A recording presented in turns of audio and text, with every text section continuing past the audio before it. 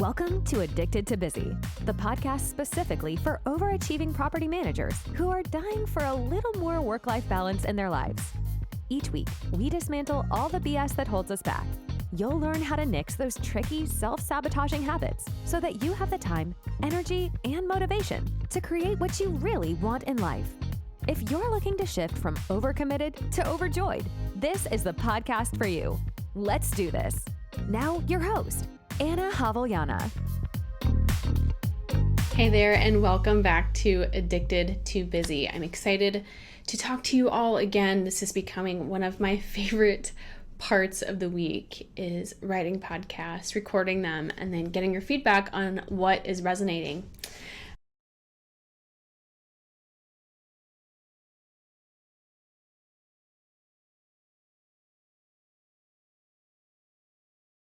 Just recently, I had the opportunity to go and present with 𝐴𝐸, Minnesota, and I got to speak on my favorite topic, which is managing digital distraction.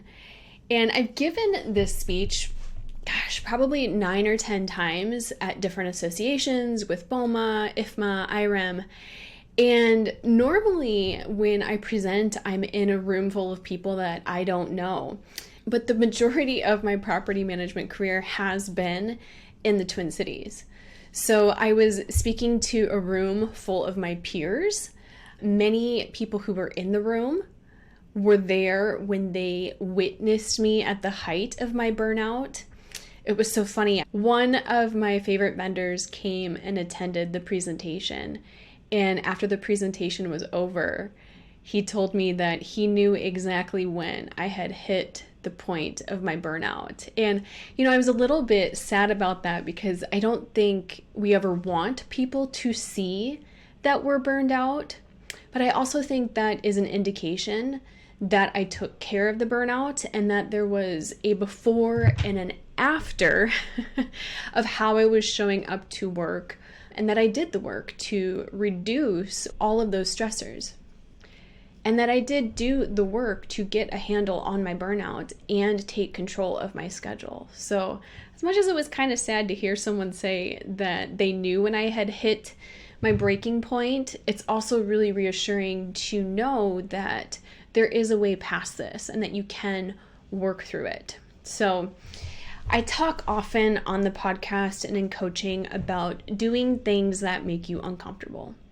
And speaking to a room full of my peers who have witnessed me through over a decade of my career, that was definitely uncomfortable. But I am so proud that I did it, and I am looking for an opportunity to maybe do it again. So let's hop into today's topic. I want to talk about why you are never going to live up to your potential, which sounds kind of awful and maybe even a little bit mean, but stick with me until the end because I think you're going to see that this can be a very, very good thing so long as you have your head on straight as to what to make this mean. The property management industry draws in a lot of people pleasers, perfectionists, and overachievers. This is a wonderful thing for our industry. This is a highly customer service, hospitality-based industry, and that's why people pleasers make really, really good property managers, as well as perfectionists. There's a lot of reporting, research, and data that goes into making a property run smoothly, making a property profitable, and being a perfectionist is a way to deliver on high-quality reports and make sure that everything's getting done exactly as it should. But as much as these traits are good traits to have and allow us to be successful in this industry, these traits can also lead us to overworking and working long hours. I think we have this innate fear that we're going to drop the ball somewhere, and so we tend to overcompensate for that by putting in extra time and energy. The catch here is that overachievers and perfectionists continually raise the bar on themselves repeatedly. Even when they achieve something great, they immediately set their sights on something higher and start striving for more. And this is amazing. We definitely want to have a drive to improve and grow. But if we don't manage this, it can become very frustrating. Too many people can get caught in the loop of never feeling good enough. And this isn't just as it pertains to property management. This mindset extends far outside of the office. I have coached people who think they're not good enough as a parent, they're not good enough as a spouse, as a daughter, as a son, as a member of their community, or they might not even think they're good enough for the personal goals that they have. They're not fast enough, creative enough, or committed enough. This not enough mentality actually serves us to a degree because it drives us to seek out ways that we can improve.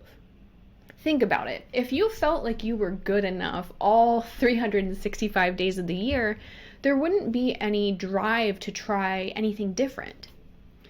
But for property managers, this can become an intrusive thought, and it's oftentimes a source of a lot of unnecessary stress and anxiety. Even when property managers reach their desired goals, a lot of themselves continually raise the bar and set higher standards for themselves. And notably, they're never feeling content with their current achievements. I see this so frequently that a manager will accomplish something great. They will turn a property around or have a breakthrough with a difficult employee or receive recognition or an award of some kind. And I'm not sure if this comes down to humbleness or if it's that overachieving drive, but they rarely stop to give themselves credit for what they just did. I remember feeling this way at Maddox. So Maddox is an annual award event put on through the Minnesota Multi-Housing Association. And I remember the first time that I attended a Maddox award dinner and thinking, oh my gosh, I want to win one of those. I want to be good enough to be recognized. And I had this idea that once I received a Maddox award, that then I would feel like I belonged in the industry, or that then I would allow myself to believe that I was good enough at my job. What was interesting was I won one, but I still felt not enough. You think that you're going to get this thing that will confirm your validity or your capability. But the reality is that not enough is a mindset. So I got my first Maddox as a leasing agent. And eventually I did feel pretty confident as a leasing agent, and I knew that I could do that job.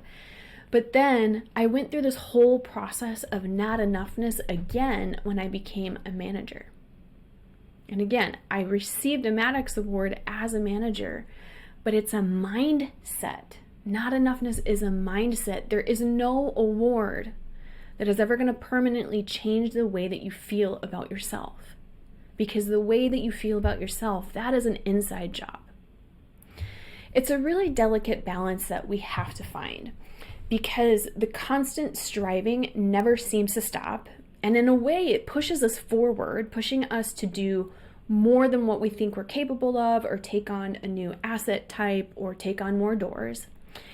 And having these goals to stretch to is good, so long as we're really clean about how we approach those goals and why we're doing them. If you're constantly putting pressure on yourself to perform better, you're going to exhaust yourself. Versus if you have a goal that is for the sole purpose of growth, then you're going to create momentum and drive. When you're constantly putting pressure on yourself to perform better, you can be left feeling exhausted and burned out. And eventually, if we don't keep an eye on this, this can lead to poor health due to extreme stress. There's this vicious cycle where property managers are determined to outshine their past success, and they continually find ways to raise the bar, but it sometimes comes at the cost of their health.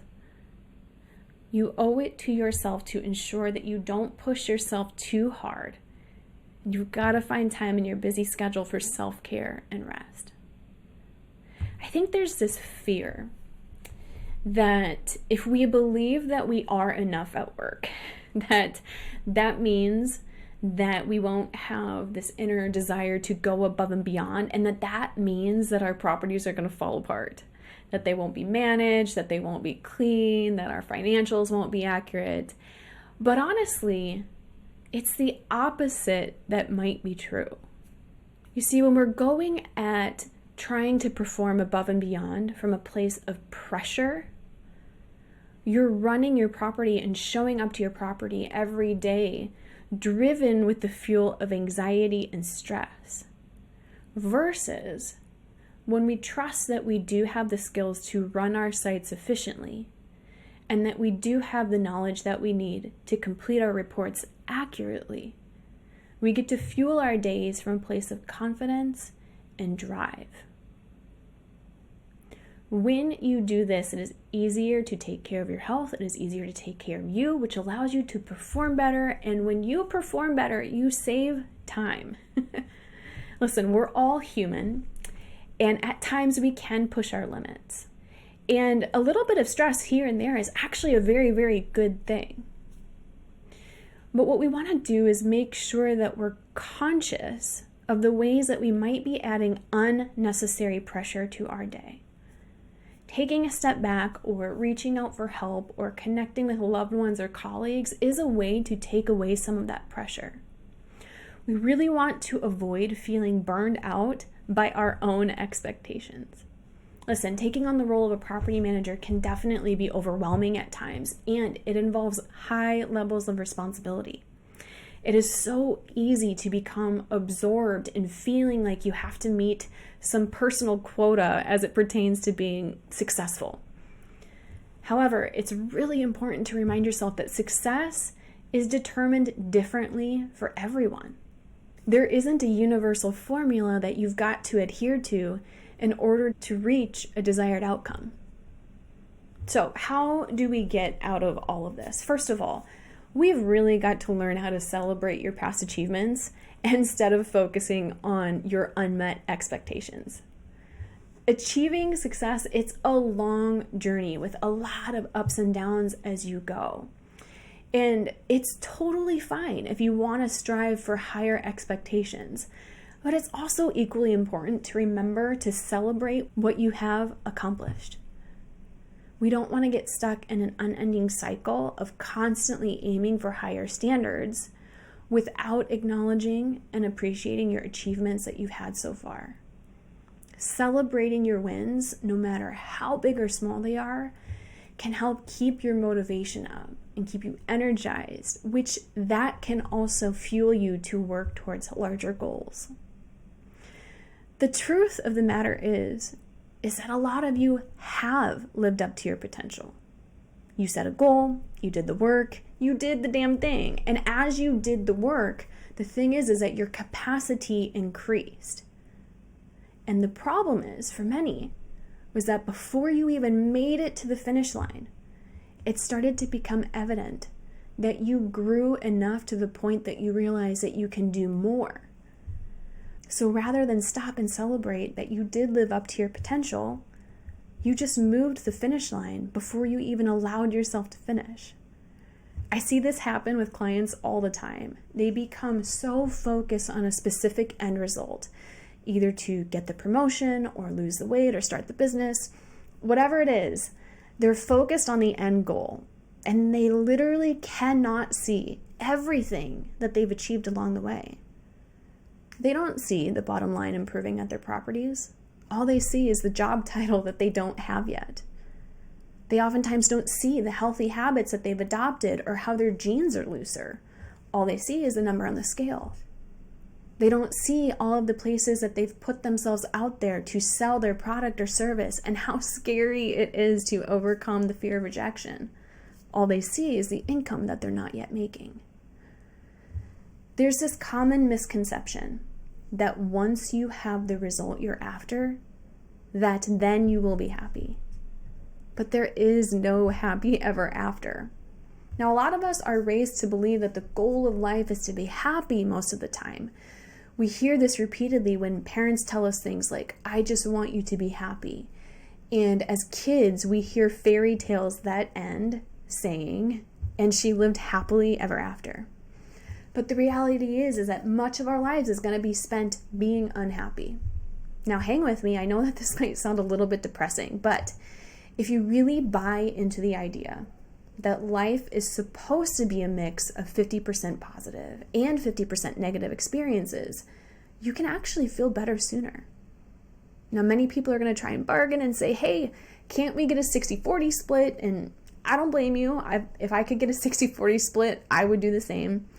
But accepting that 50% of the time we're going to feel negative and 50% of the time we're going to feel positive is actually being pretty gracious. One of my favorite philosophers, I'm probably going to say his name wrong. He is the founder of London's School of Life, Elaine, I think it's pronounced Debutton.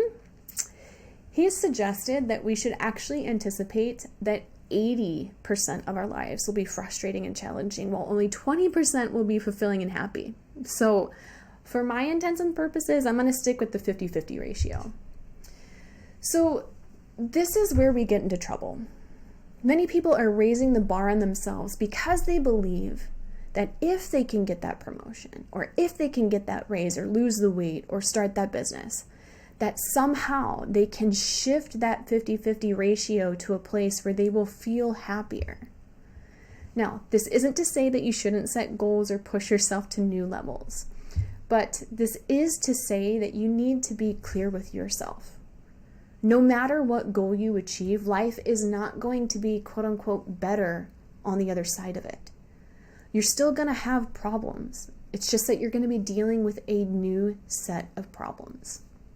Our thoughts create our feelings, and our feelings color our experience of the world. It's one thing to set a goal because you want to see what you're made of and because you feel inspired or motivated. It is a completely different thing to set a goal because you are unhappy in your current life or because you feel that you need to do more in order to be more or be more worthy. If you're a regular listener of this podcast, I have to make the assumption that you will never live up to your full potential because you will continually grow and your current potential will always be expanding. And this is amazing. So many property managers constantly feel like they're behind on their goals, that they're not doing enough, that they're not being enough. But when we zoom out, we can see that we have in fact achieved many of the goals that we set out to accomplish. And we start to see that we're not behind at all. We just keep moving the goalposts on ourselves. Think about it.